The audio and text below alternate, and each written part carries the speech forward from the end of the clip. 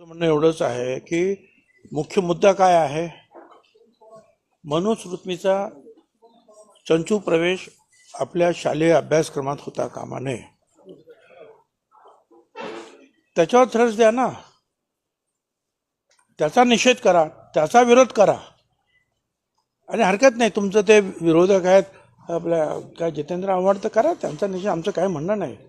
परंतु पहिल्यांदा त्या मनुस्मृती आमच्या याच्यात नको, शालेय अभ्यासक्रमामध्ये हे सांगा, त्या मनुस्मृती ती जाळा जी बाबासाहेब आंबेडकरांनी जाळली.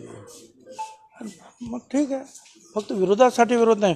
आमची जी आयडिओलॉजी आहे फुले शाहू आंबेडकरांची, मनुस्मृतीच्या विरुद्ध उभं राहणं, आणि त्याच्यासाठी जो जो उभा राहील त्याच्या हातून एखादी चूक झाली तर आम्ही सांगतो झाली चूक.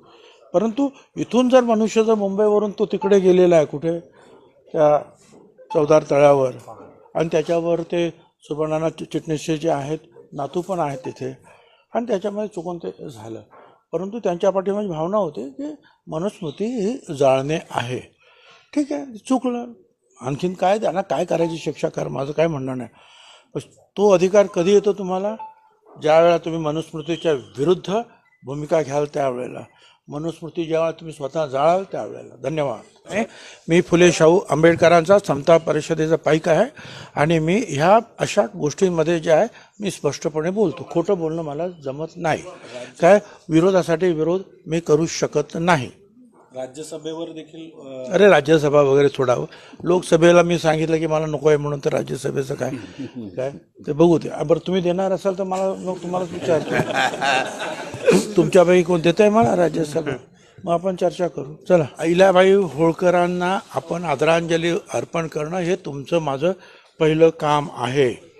आणि हे मी तुम्हाला सांगतो, त्या मनुस्मृतीत असं लिहिलेलं आहे की स्त्रियांना कुठलाच अधिकार नाही, तो शिक्षणाचा तर नाहीच, मग तो उच्चवर्णीय जरी महिला असेल त्याला सुद्धा शिक्षणाचा अधिकार नाही. ती पतीच्याच आज्ञेत राहिलं पाहिजे, ती स्वतंत्र राहू शकत नाही, स्वतंत्र धनसंचय करू शकत नाही.